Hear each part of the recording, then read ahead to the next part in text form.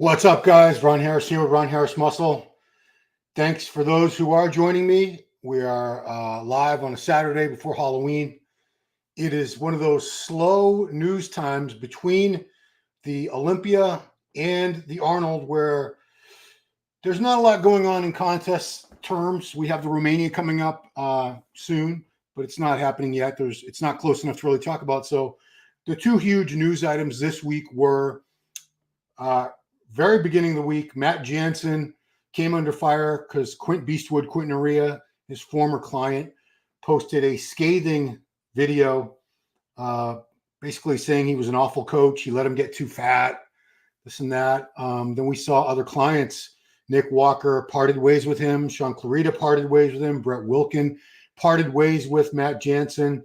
And Matt ultimately came out and said, yeah, I admit I let these guys down, but I was really trying to be there for them.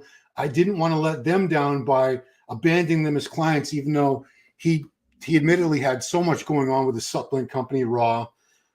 He's also training for, I don't know, some sort of like bicycle marathon, triathlon type stuff. Endurance training is very, very demanding and time consuming on top of running a multi-million-dollar business and being a husband and a father with his kids. So he finally admits, Matt, that he didn't really have the time to devote properly to these guys.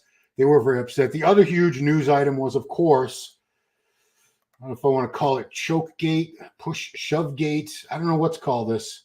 And we'll look at the full video later because this was just that very, very quick clip that went viral all over the place. People were mad that I even made a video about it. I waited 3 days to make the video. And at least I'm in this space, the bodybuilding and fitness industry. I saw so many videos of YouTubers who have no connection to us at all, no connection to fitness and bodybuilding, putting their 2 cents in on something they had never heard of either guy, and they were getting hundreds of thousands. Sometimes I think a couple of them got 1 million or more views off their take on it when they had no prior knowledge of Mike Van Wyck or Jeff Nippard. They just wanted to make a comment on gym culture and violence. I don't know, Roid rage. I don't even know.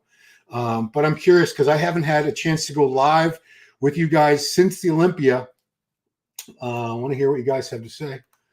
There is former Physique Olympia champion Natalia Coelho. Bom dia. What's up? Appreciate you joining us. Hey, Darren.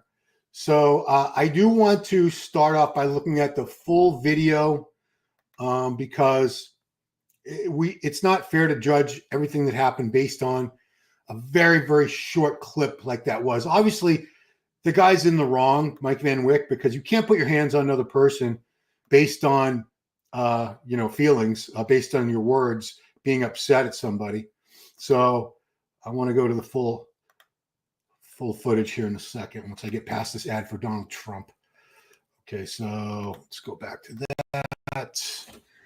And I'm going to share the screen. Okay, so this is actually Johnny Bravo. Johnny Bravo was able to somehow, I give this guy a lot of credit. He was able to get the full footage from Pure Muscle and Fitness Gym up there in Burlington, Ontario. So this was their initial confrontation or interaction. Mike walked past Jeff, who had just made a reaction video shortly before this, to Mike. Mike had been basically slamming him without naming names on his video, saying these science-based coaches, trainers, lifters, whatever. Why, if you know so much, why you look so mediocre? Why do none of you have great physiques? This and that. Jeff made a response that was very respectful. He didn't insult or belittle Mike in any way. His response was, you say I have no achievements. I turned professional in natural bodybuilding. I took second in my first pro show. I hold a national bench press record. And yeah, he's natural, and Mike's never competed naturally. Mike's always been an enhanced athlete. And if you look at their track records as pros, Mike was not a great pro. He won the Canadian Championships. He did one pro show. It was a New York pro, and he took second I'm sorry, 13th out of 15.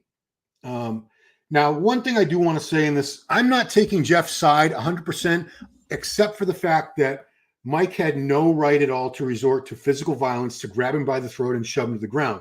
He absolutely had no right, no matter what Jeff was saying. And I don't think, it doesn't, I seriously doubt Jeff was saying anything really nasty like your mom's a whore or anything really that would inspire someone to violence. But look at that.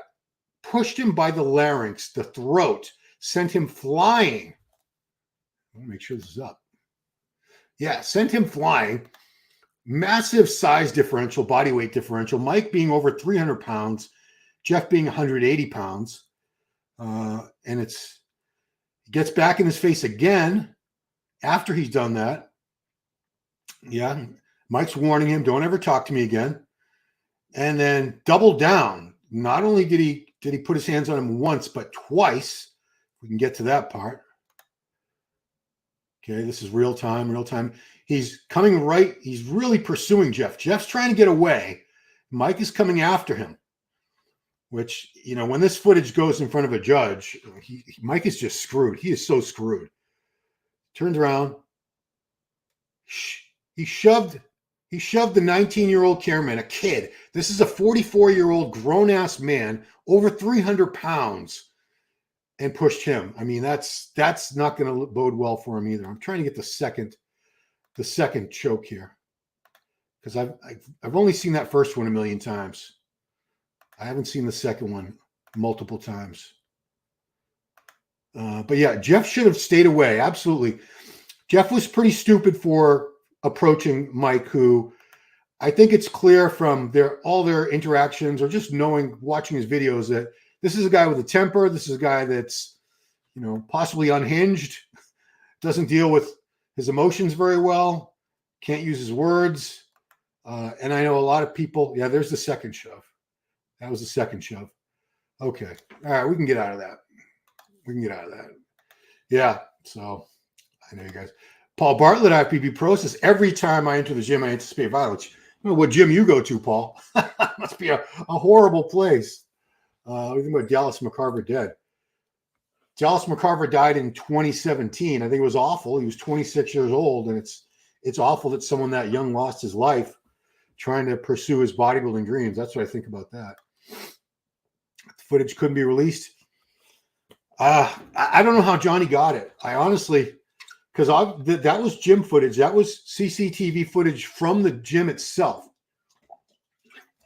which you would think they would only surrender to, you know, authorities, police, prosecutors, whatever, under a court order or something like that. I don't know how that works exactly, but Johnny was able to get the gym to give him the footage so he could make his video and make a bunch of money. So props to Johnny. He is a hustler. Great quality videos, and he knows what he's doing on YouTube. Paul, I don't want to take the air out of this, but honestly, I believe it's fine. Schoolyard shove, we've all given receiver. Yeah, Paul, I get that, but it wasn't a shove to the chest. He could have just shoved him if he wanted to make that point of just physically intimidating, like, leave me the fuck alone, don't talk to me, stay away from me. He could have shoved him in the chest. Instead, he grabbed him by the throat and threw him like a rag doll. And people who've worked in security have made, strongmen, Phil Clare, a few people who have worked in security say you never touch a person's airway unless it's, you know, you really need to subdue them. They're a massive physical threat, like put them in a chokehold or something. You don't just do that casually. And Mike knows better because he was a bodyguard for Drake. Drake is worth how much? $100 million or something? Very famous, very wealthy celebrity. And if one of Drake's bodyguards hurt you, I think most people's natural inclination was, oh boy, cha-ching, I can sue Drake now, because they're not going to sue the bodyguard. The bodyguard's got no money. They're going to go after his employer, the multi-million-dollar celebrity right there. These aren't innocent little kids on the playground. Yeah, I mean, he sent him flying, and this is in a gym where there's all kinds of machinery around. Luckily for Mike, very luckily, Jeff did not hit his head and die. People die every day all around the world, falling and hitting their head on things. You can't dispute that. That happens every day. Hundreds, maybe thousands of people every day die in falls because they hit their head on something. If that had happened to Jeff Nippard, Mike would be looking at involuntary manslaughter charges and possible prison time. He's not going to go to jail over this. However, he's going to have to go to court. It's going to cost him legal fees. Luckily for him, he's a very good friend of Fouad. And if Mike can't afford a great lawyer, no doubt in my mind, Fouad will spring for it, help his buddy out. And you know what? Am I sure what? Let's be a schoolyard shove. I'm sure he grabbed him by the throat and threw him. I mean, I don't know what else I'm unsure of. If Mike's lawyer is a playground offense, Mike will be in prison for a long time. Well, the one thing you can't use as a defense, as all the older guys, this seems to be a huge generational divide. The older guys, the guys over 40 say they're all like, what a pussy Jeff is, especially because I guess he's pressing charges. And, he went in the emergency room, in the MRI, and he's taking selfies and doing all the medical clearance.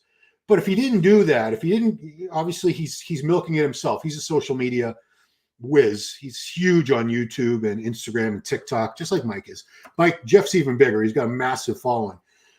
So yeah, Jeff was milking this. But at the same time, if he didn't get medical clearance and there was an injury and he didn't get it checked out right away, he can't come back, 2 months, 6 months later and say, oh, this is because of that shove. No, he had to do it right away because, his livelihood could be affected.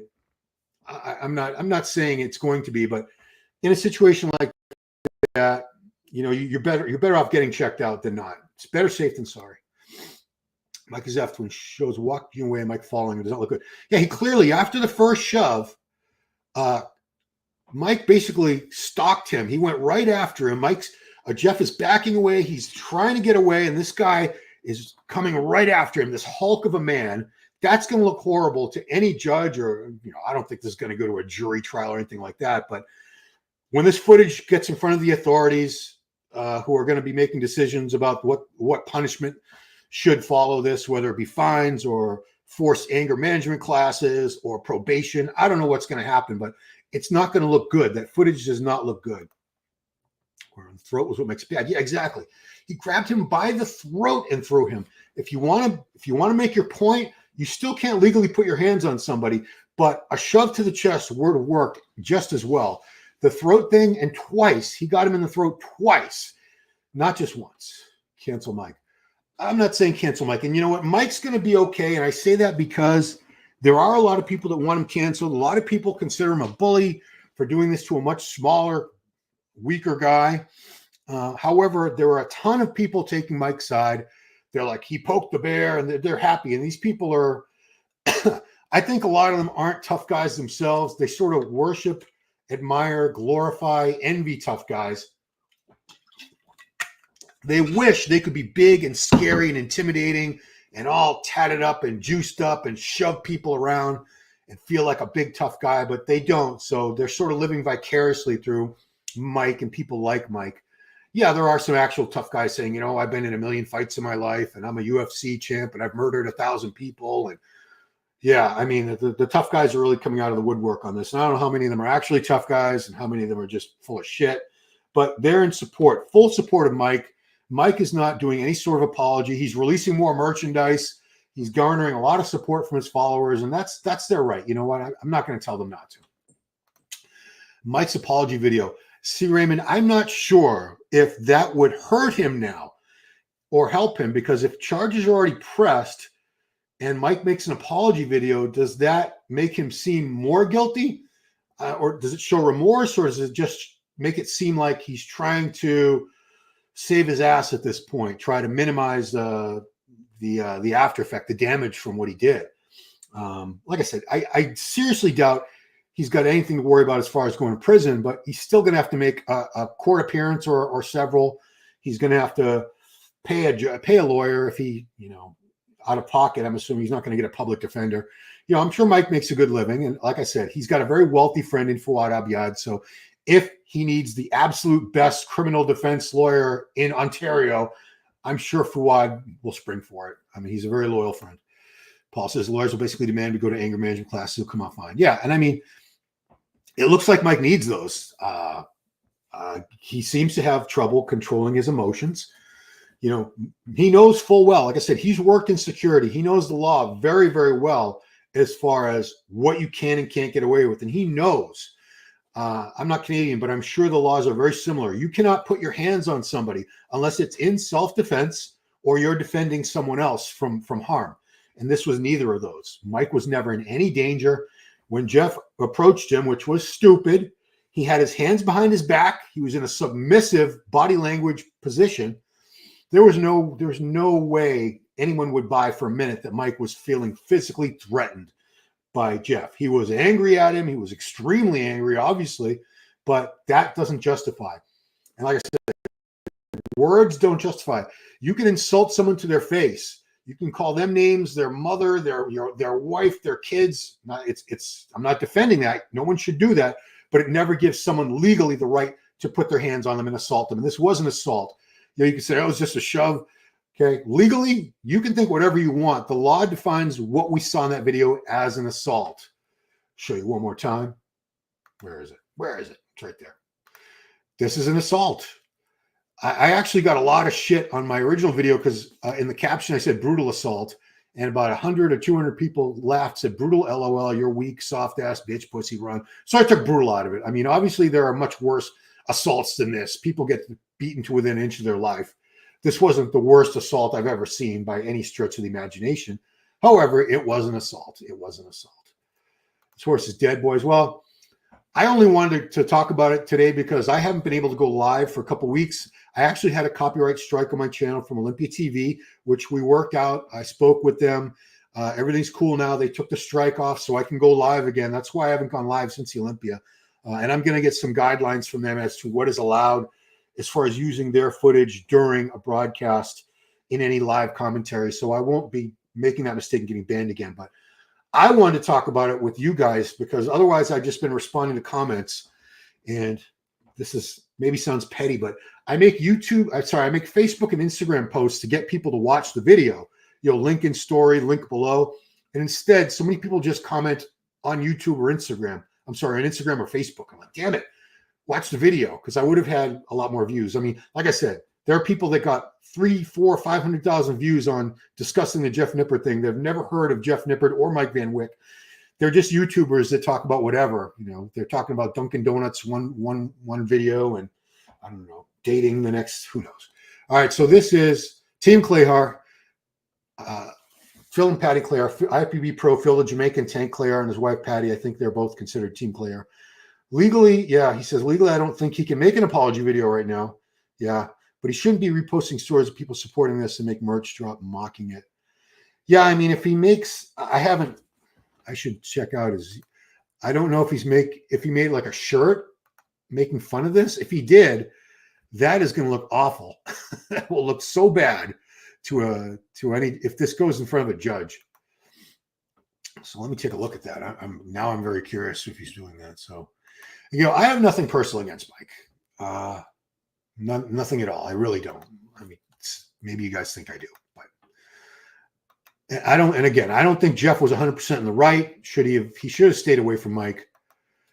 He should have assumed that there was a possibility of violence because Mike seems like a guy who's capable of violence. So good gear. Okay, well, he's dropped merch. That doesn't have anything to do with no content created against me shall prosper, which is a take on a Bible verse. Okay. And he does a lot of, when was that? Was that the one about Jeff? Yeah, this was the last video he made before Jeff made his video. So what did he say?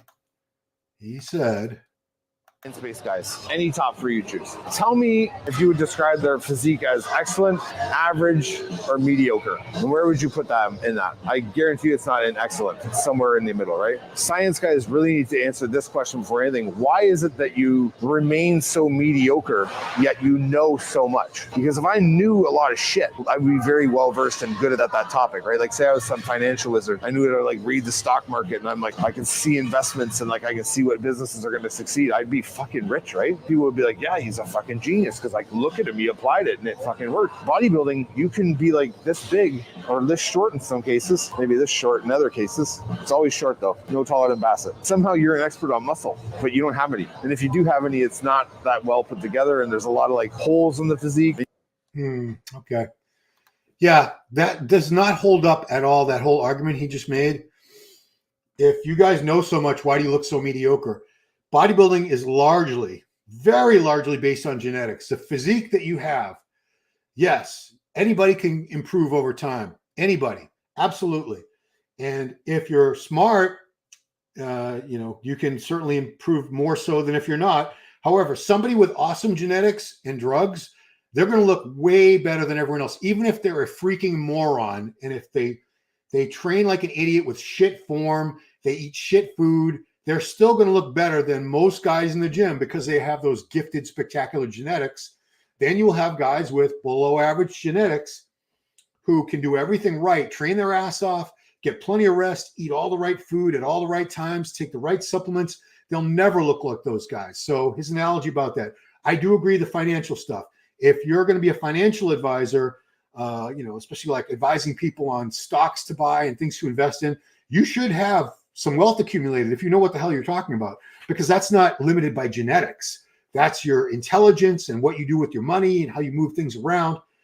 That's not the same thing at all. All right, let's get back. Darren says, society's forgiving. He apologized. And I think Michael, I don't think this is going to hurt Mike forever. Or, if Mike comes out and says I was in the wrong, after legally it's all over, because I really don't think he can comment on it now. It's a legal matter. This is the prosecutors and the courts. They're all involved now. So he can't really comment on it. But in the future, if he decides, okay,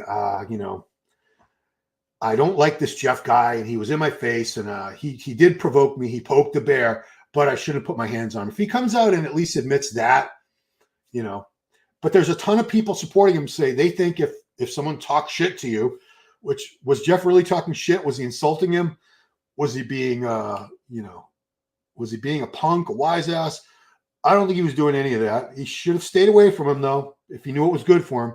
But still, I don't believe there was anything Jeff said that warranted being grabbed by the throat and thrown 6 feet through the air, land on his ass. Yeah. Mike Cartier, Canadian justice was a joke. Soft AF. Well, it sounds like the U.S. Nothing serious will come out of this, which should happen. Well, should have been at New York City, where guys go around punching women in the face for no reason, and they're in jail for about 40 minutes, and then they get sprung. So, yeah. I'll say I just realized gym ownership is probably terrified because they'll be getting sued too. I don't know if they will. I mean, what basis? I don't, I'm far from a lawyer.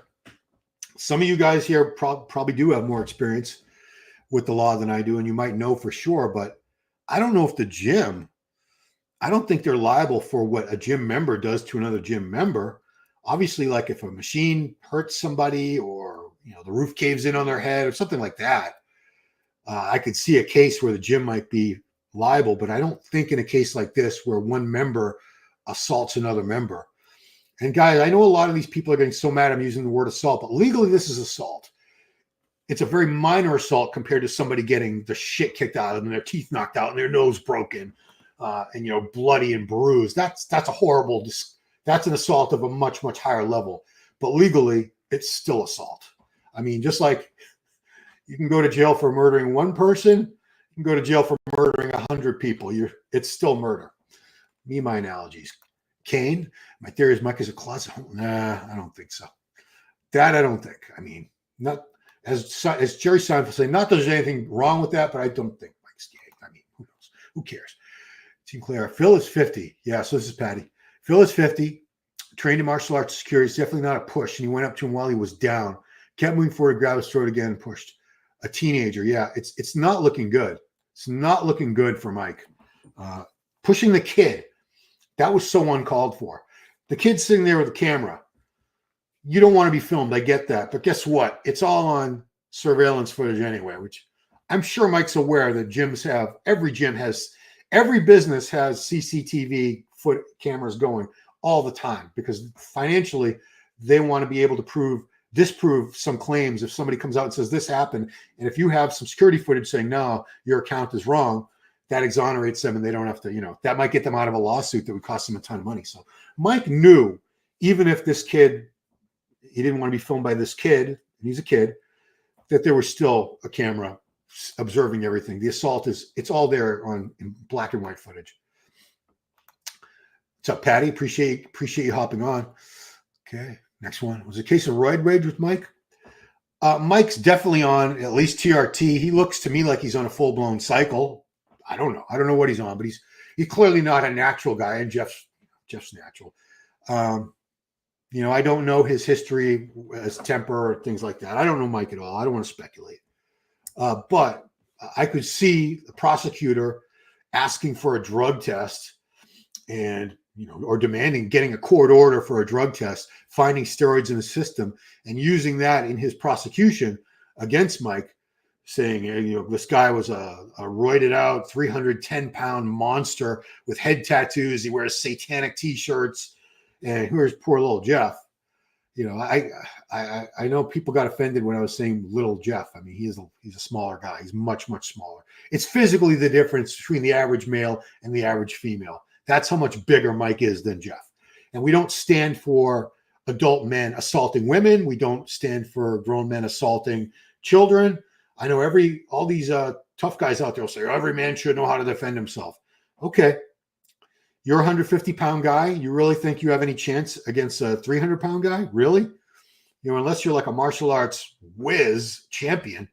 But even MMA guys have chimed in saying size matters. A 250-pound guy is typically going to beat a 150-pound guy, no matter how well trained the 150-pound guy is, especially if it goes down to the ground and they can really use their strength on him.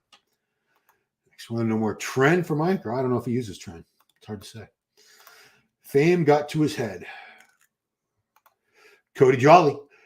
Yeah, there's a reason Jeff is still out of Pure Muscle. Mike's not. Imagine not being able to go to the gym you want, especially when you're a personal trainer. What a shame.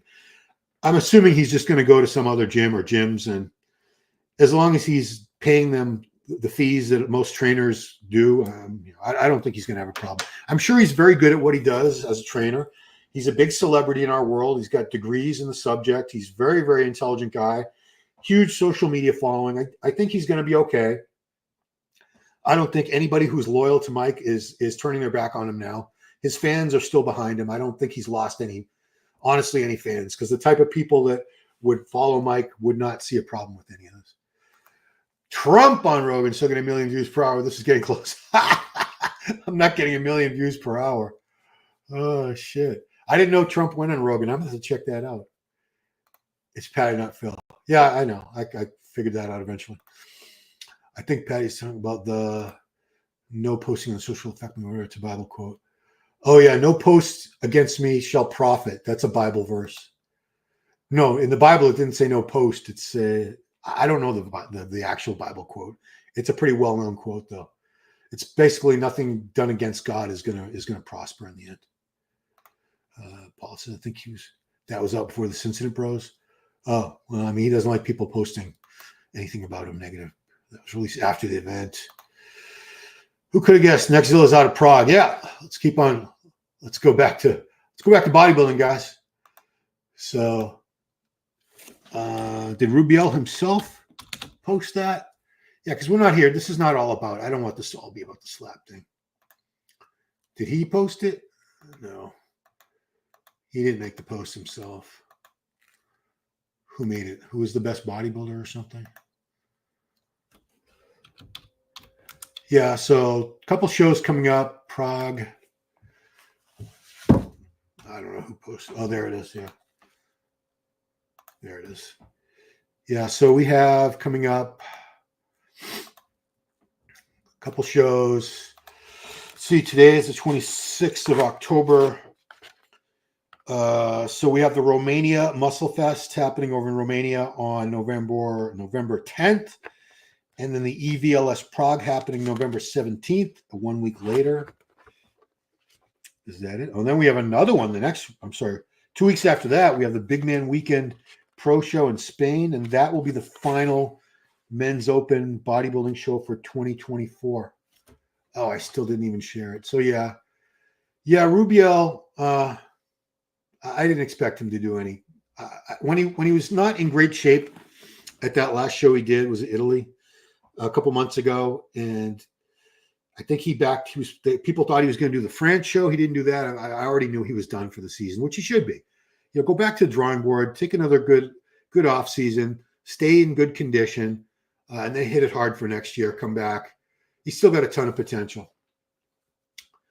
So what to say? AJ, he's not confirmed anything. Other people have confirmed it, not him personally. Uh-oh. I doubt he's going to do it, though. Not sure why they posted this being confirmed from your story. Huh. Hope he goes. Michael Dabul, if I was a sponsor, I would drop him.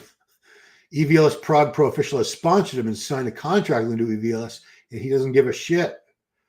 Josepa Ibarra says, I've given up on this guy now. 6 shows he's pulled out of now. I stuck by him and tried to give him the benefit of the doubt.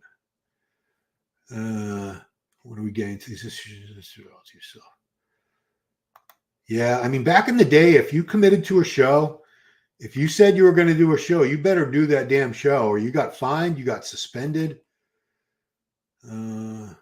What's this translation? He's in Dubai at the Dubai Muscle Show, having a great time, obviously. Wish I was there. He's with Yava Labs.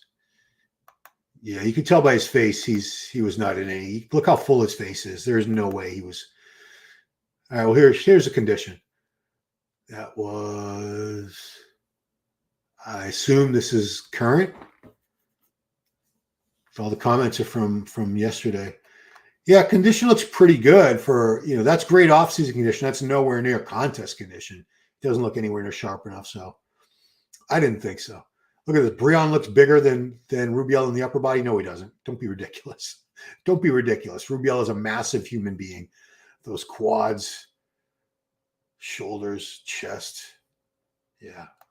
So, yeah. He'll be back. He'll be back, guys. Don't count him out yet, Rubiel, Neckzilla. Got some great lighting in these gyms in Dubai. Yeah, look at those legs. He is enormous. Nobody wants to see you with your shirt on, dude. Rubiel. That was 3 weeks ago. It was like a photo shoot. Un día de producción. Day of production coming soon with results. Things don't always translate well, guys. They don't. Oh, boy. Yeah. Sure, that's bad for him. Yeah, I don't think it's not as bad. If he had made a shirt like snitches get stitches or something like that, that would have looked much worse. That thing about none who make a post about Michel Prosper, that's very, very vague, not targeting anyone in particular. So I think he'll be okay. Neckzilla. Any posing footage, Neckzilla? Rubiel? Yeah, I'm not a fan of this guy's overall shape, structure, and proportions. However, that being said, he's a freak. That is his best shot by far. Actually, side triceps awesome too. His side shots are the best. Got some good back shots. So he doesn't have a very small waist, and his legs do overpower his upper body. But Rubiel has time to fix these issues with his physique. He's a young guy. He's really just starting out. He just started competing as an IFBB Pro League pro. He's been in the elite IFBB elite organization for a couple of years prior to that. But he's still very, very young in the game. What's this about? Flex Dillet? I don't know what you're talking about. Rubiel pulled out, yeah. This looks like a PR stunt. So Dane, I'm just leaving that up because it's a great shot. So Dane's talking about Mike and Jeff here, that whole crazy situation. This is our version, the bodybuilding fitness version of Chris Rock getting slapped by Will Smith.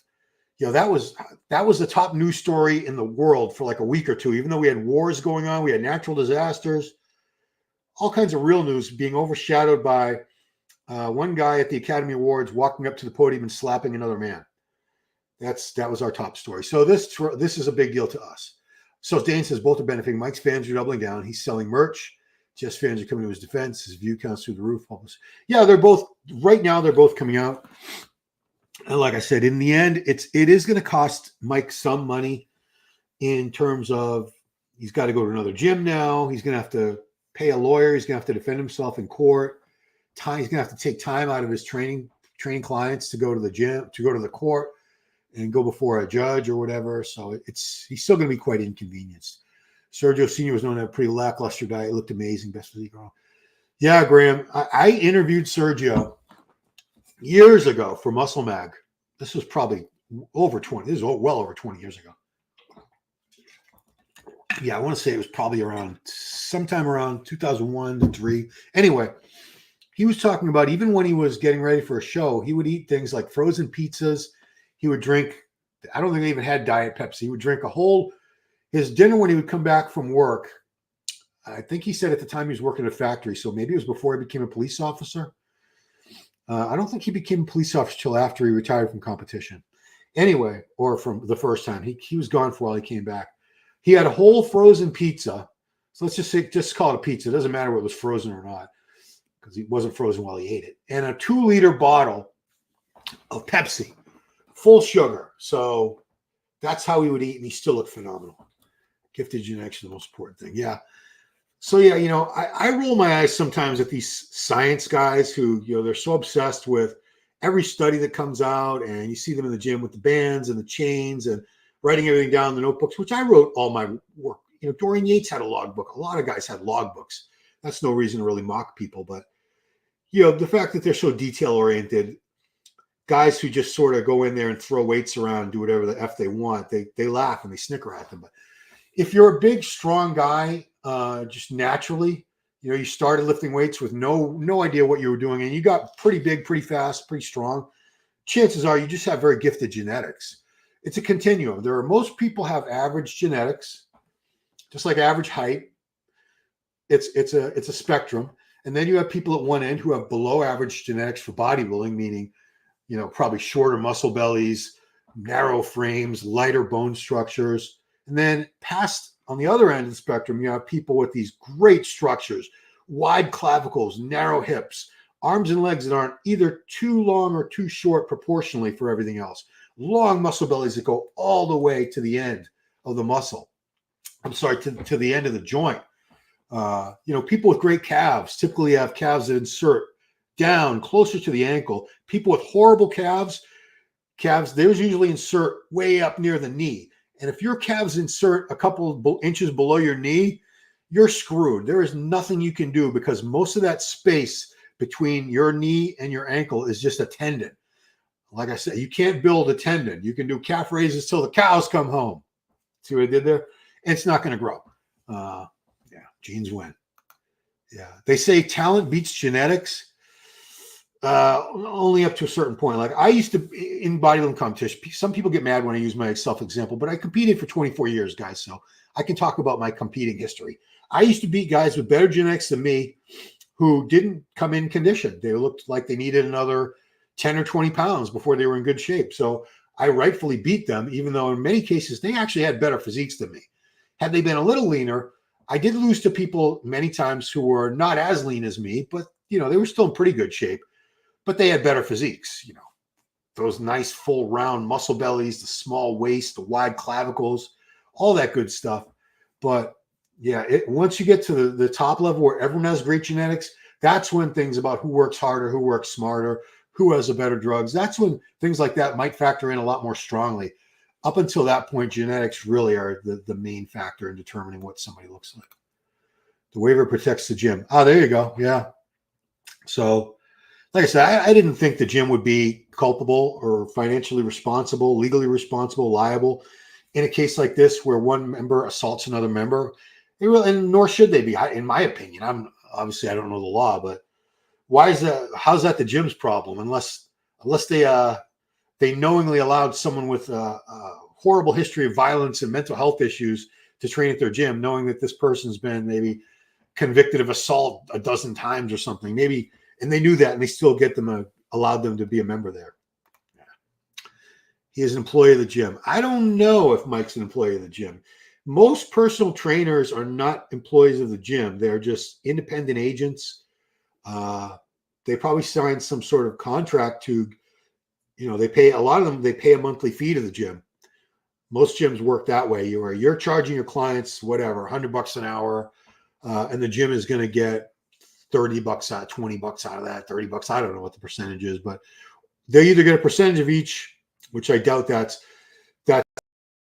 as common because that's on the honor system, or they just pay a flat rate every month, like rental for use of the gym. And they still have to sign. They have to have insurance. So the gym's not liable when something happens to them when they're training a client.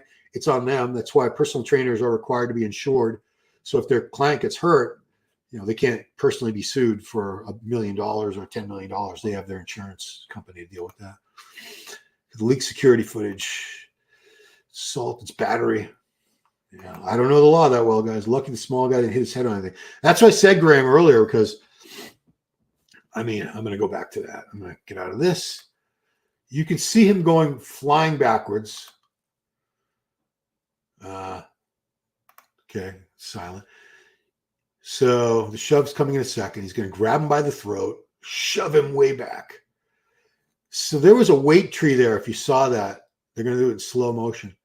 Was that a weight tree? Right there to your right. Yeah, I see that. That metal standing rack that's about 3 feet off the ground. That's steel, and it had these latches or pegs on it to hang attachments where. Anyway, there was metal surfaces there that easily could have opened up that guy's skull. He could have died. He could have died. And no, you can't dispute that fact. People die all the time from head injuries, all the time. In a fall, in a car crash, our heads, that's why people wear helmets when they ride motorcycles. That's why they wear them when they play football, because head injuries you can have brain damage, you can die if you get hit hard enough in the head, which is, in the movies and on TV shows, people get knocked out by being hit in the head all the time. And I've read in various sources that if you're hit in the head hard enough to go unconscious, you could have died. You could have died. It's a fragile thing, this big brain of ours. We do have the skull protecting it, but you get hit hard enough, you're dead, dude. You're dead. So, anyway, through the comments. Let's see. Hardly. Why am I having a hard time getting out of that? Oh, here we go. Sorry. No. Oh, here we go. Hardly ever knew Mike was before. I wouldn't say that. I think Mike was fairly well known, but he's certainly infamous now. They say there's no such thing as bad publicity. He's probably got a lot of new fans, people that they like the fact that he stood up. He didn't take shit from this guy who was calling him across the gym and wouldn't leave him alone. And, like I said, a lot of people, they idolize and they admire, they look up to what they perceive as tough guys who take no shit. And they wish they could push people around and punch people, but they can't. And they just sort of live vicariously through guys like Mike. All right. Is this legal? Assault is when you could have harmed someone or threatened violence. Oh, battery is when you actually touch and harm someone. Oh, you can get charged with assault and battery. In his example. So you can be charged with assault without laying a finger on somebody. Is that true? Is that right? That's crazy. Never heard of him until he started going. I mean, I've known Mike. I don't know Mike well, believe me. I don't know if we've ever even had a conversation, but like he went to school in Rhode Island. I was wrong. I said Boston. Providence is very, very close to Boston. It's like 40 minutes south on the highway. But he was certainly well known. He's got how many followers? Mike has, 286,000 followers. I don't know about his YouTube. He's got a website. He's got TikTok. He's probably got millions and millions of views. He's got a YouTube channel. Probably has all kinds of views. So yeah, he's got plenty. He was not a nobody. He was already a celebrity. This certainly put his name out there because no weapon formed against me will prosper. Thank you. That's the actual Bible quote. Yeah, Mike had quite a big following, and the fact that mainstream news outlets like TMZ Sports got a hold of this story and put it out in front of millions and millions of people who had never heard of Mike or Jeff, maybe he's going to gain a lot more followers out of this. Maybe his YouTube channel and TikTok will do better. Who knows? I'm having a hard time clicking on your comments, guys. I don't know why. Let's go back to that. Okay.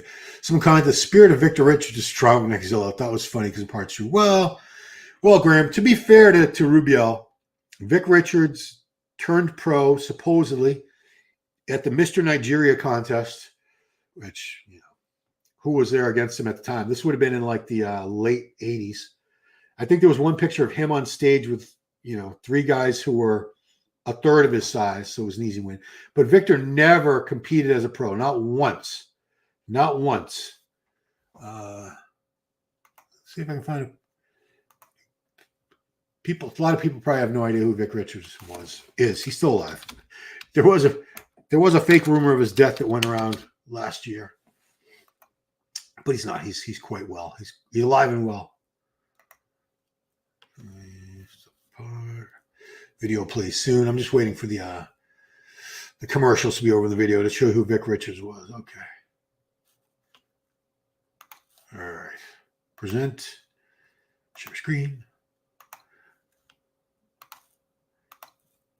Yeah, so the people calling Rubiel the modern day Vic Richards. Vic was from Nigeria, just like Samson, Andrew Jacked, Blessing Awodibu, Quentin Araya's dad, all Nigerian. So he was the first real, or one of the first mass monsters we ever saw. They called him Mr. Big. Let me get through this. I don't want to see his childhood. That's him as a young guy. I think he's still a teenager in that picture. And he became very, very large. He was about 5'9", I believe close to 300 pounds off season. He dieted down for some photo shoots, and I think he was around 270 to 280, somewhere in that range. Very, very thick guy, but he never stepped foot on a pro bodybuilding stage. Even though he had a pro card, he did not use it even once, which is a shame because pro cards are not easy. Here he was guest posing at over 300 pounds at the FIBO. There's a very famous shot of him guest posing next to Dorian, and he was very, very comparable in Dorian to size. But he just never got shredded. He never put it to the test on IPB stage. So let's give Rubiel Mosquera credit. He's competed as a pro in a different organization multiple times, and he has done a couple shows with the IPB Pro League. So unlike Vic Richards, he actually got in shape and got on stage and put his physique to the test against other guys, put himself in front of judges to be scrutinized. Victor never did that. So let's give Rubiel some credit for that, guys. Please. All right. Next up, Paul says we talk about the same way 20 years from now. No, I don't think so. I mean, I don't think Rubiel is ever going to win an Arnold Classic or Olympia of that level. He could, because again, that structure is very weird. His front shots are very weird looking because of that thick waist and the big thick neck. It's not good. It doesn't. I know it looks impressive to some people, but to judges, it's nothing should really catch your eye as being overwhelmingly developed compared to everything else. You're supposed to be proportionate, equally developed everywhere, front to back, side to side, top to bottom. You're not supposed to have a weak area or a very strong, overpowering muscle group. And he's got some overpowering muscle groups. Oh, yeah, because I agree, Paul. I think he'll be remembered as like one of those freaks, like the late Paco Batista, Marcus Rule, who actually won some pro shows. But Nasser, guys who never quite reached the very top of bodybuilding. I shouldn't say that. Nasser won the Arnold Classic. He took second in the Olympia. I shouldn't put him in that category. Way too similar to Vic Richards. He was huge. But if only his best side tricep pose of all time. Yeah, it's a great side tricep. We're talking about Rubiel now. It's probably the top 5 where he had to shape so young. Starts a bit like Nick Walker. Yeah, I mean, Nick doesn't have the prettiest structure either. His front shots, the waist is not as narrow as you might like it to be. Top 5 Mr. Potential one day. Yeah, I agree. Graham. He's got plenty of muscle. If he gets in great shape, Rad 1-4 MK. I don't know much about those two and Matthias. Most of the people who really rave about them, they're sponsored or they have discount codes with companies that sell these research peptides. So it's hard to really take their endorsement as sincere and genuine if they stand to profit from you buying these things. So I don't know. I've never used either one. A lot of people do use them and report great results. I mean, all I can say is give them a try, watch your health, get your blood, your labs done and everything, make sure everything's okay and they're not affecting you because they're not harmless. They can affect your health. Just like steroids can be bad for your health, these SARMs can certainly do the same. They're not harmless. They're drugs. They just haven't been classified as such. So anyway, well, what time is it? Guys, I've been going for enough. What do we got? One more time. Let's talk about coaches. Oh, okay. Yeah, we never even touched on that. Who's Brett, Sean, Nick, just go, I think, in order. Stefan, Jacoby, Cameron Cheek, Hani, Cameron Cheek. Yeah, I mean, it's funny how people want to say this coach is better than that coach. I don't know if you can really do that. I think people find the right coach for them. And you have to have a good rapport with the coach. You have to be able to get along well with them. There has to be that personal connection, even though it's still a professional coach-client relationship. You still have to be able to really relate to each other, trust each other, communicate well with each other. All these coaches you name, they're all very good at what they do. I mean, they write diets, they write PED protocols up for these guys. There's nothing that's crazy unique about any of these coaches, I don't think. I think all the top level coaches are very good at what they do. But in the end, it's up to the athlete to do the work. And if they slack on the cardio or the diet, I don't think there's any magical drug protocol. I think most of these guys probably use very, very similar protocols. I don't think they're radically different from each other. And I don't think there are any really secret drugs out there that like one coach has that another coach doesn't have. So I don't think it really matters where they go. What happened to Krizo? He had shoulder surgery. He's recovering from shoulder surgery, and he'll be back next year better than ever, I'm sure. Yeah, Dane's letting him know. Shoulder replacement. I don't think it was a replacement, Dane. I don't think he had a full replacement, did he? Chad Nichols not coaching. I don't think Chad does much coaching anymore. Chad not in good health. I did not know that.